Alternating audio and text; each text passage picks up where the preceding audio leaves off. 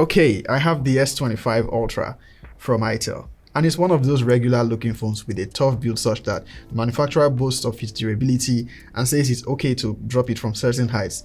But that's not even the biggest deal, and I really have to say this part.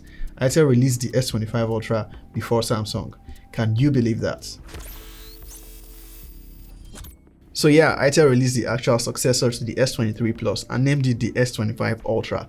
Smart marketing if you ask me. It also looks the part such that you might need a second look to be sure it's an itel phone. But it's a budget phone, so what's so ultra about it aside the looks? The itel S25 Ultra is priced at around $150. In Nigeria, that converts to just under $250k for the base version. They announced this alongside the more affordable S25, which has mostly the same specs except for the curved display. They also surprised us with a smart ring, but let's keep the focus on the S25 Ultra. The packaging is the standard and it contains all essential accessories. Thankfully, unlike with the S23 Plus, we get a charging brick this time. itel were also kind enough to add a glass screen protector for those who would like to use one for extra protection. Now, as far as looks go, there is no denying that the design is good, although it is familiar. Yes, we're going to address the elephant in the room. It looks like a Samsung Ultra phone, and with the right case, you can probably fool anyone.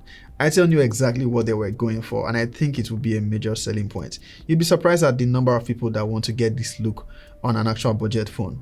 It's a really slim phone at 6.9mm, which makes it even interesting that it's being promoted as a tough phone. The back has a matte finish, but it's two-toned, with the top side having a slightly different texture, like frost glass. The camera rings at the back contains just one main camera. The second one I believe is a macro camera. The third is obviously a ring light which comes on for calls, media playback, charging and some notifications. You can customize it from the settings.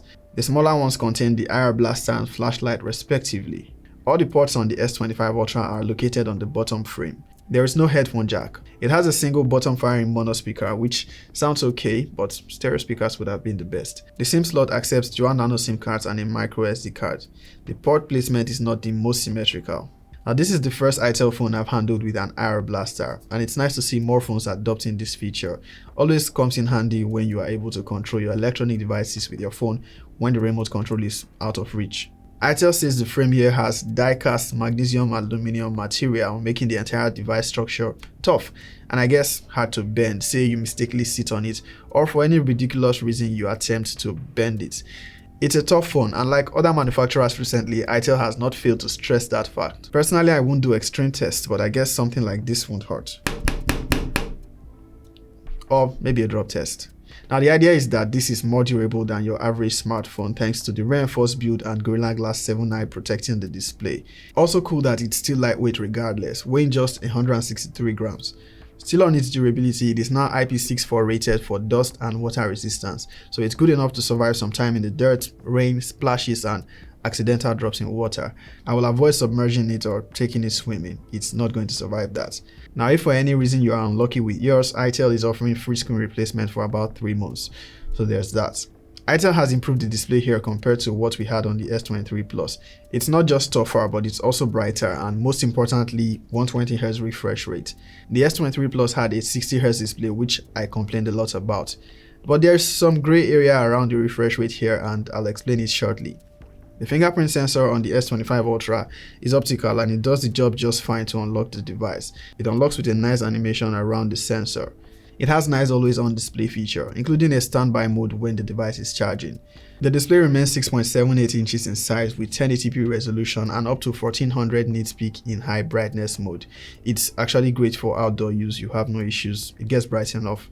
The viewing angles are also great and it's nice to see a good looking curved display on this end of the budget. For the refresh rate, we only get 2 options in the settings. You either set it to 60Hz or have it switch automatically. Now you can set it to 120Hz always, but this is the gray area I was referencing earlier. On auto switch, I noticed it forces 60Hz most of the time, unless when in the settings app. And that's not great because it is something you will notice scrolling on other areas of the device. Hopefully a software update will come that allows you to use 120Hz more, or even allow the option to force it in the settings. This will make for overall smoother animations and scrolling. The itel S25 Ultra comes in 2 memory options, 128 and 256 gigs, both with 8 gigs of RAM. The storage is actually expandable by SD card. On the software, itel promises 2 major OS upgrades. I believe this is the first time they are officially committing.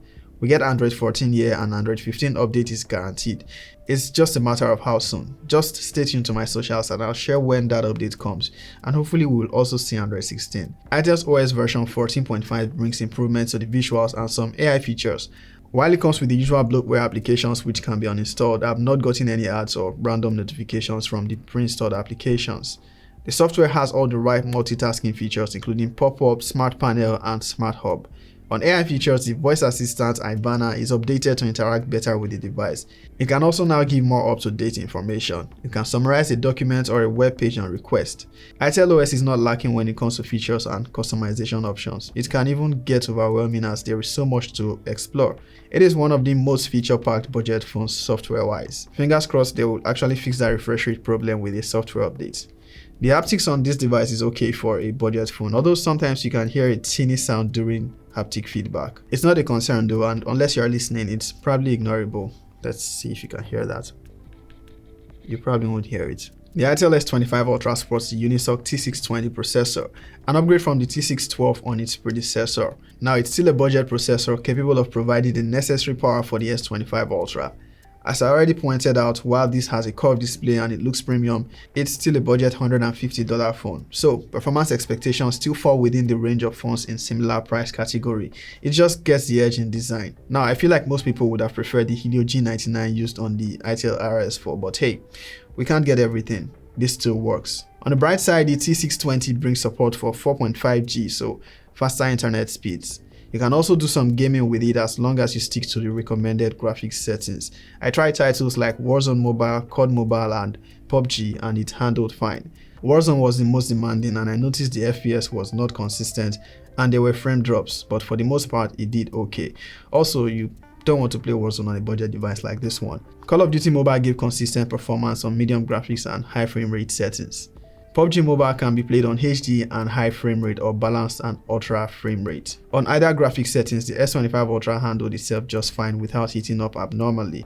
Now it got warm in my experience, but not to the point of overheating. If you'll be gaming for long sessions though, you will experience some lag, so I'll say keep your expectations low for gaming. Now in my opinion, I'd say the Unisoc T620 does just fine here, and unless you have special preference for maybe MediaTek or otherwise, you will find no issues with its overall performance. The battery life here is really good and I suspect the first 60Hz refresh rate is partially responsible for that. It supports the standard 5000 mAh battery and the max supported charging speed is 18 watts. At this price point, 33 watts would have been much appreciated. In the camera department, the itel S25 Ultra impresses with the quality it produces, not just from its 50 megapixel rear camera but also from the 32 megapixel selfie camera. When you take a photo, initially it might look like it's not great, but in a few seconds you see the extra processing done to give you much better result than originally anticipated. It also surprisingly does great in low light. It records videos up to 2K at 30 frames per second. You can also record in 1080p 30 fps for better software stabilization. There is no 60 fps option. The S25 Ultra is an interesting device from itel, but it's not a perfect one. It does impressive in the camera department, the build quality is great, and it's nice to see that we can get curved AMOLED display with Gorilla Glass 7i at this price point. It's also great to see the official 2-year software update commitment. However, the refresh rate forcing 60Hz most of the time is something itel needs to fix. Also, while the Unisoc T620 is an okay choice for this device, the S25 Ultra is itel's flagship. For future generations, they might want to consider boosting the processor specifications and not just design and build quality, because similarly priced devices offer more in terms of processor performance.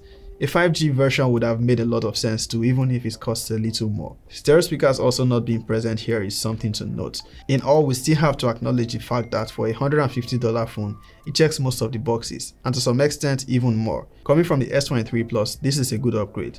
Now for those wondering how it compares to the S25, as mentioned earlier, it has mostly the same specifications, with the only major exception being the curved display and the design. I can even argue that the S25 is a more tempting deal because it is probably the most affordable phone right now with an AMOLED display, while offering mostly the same specs as the higher S25 Ultra.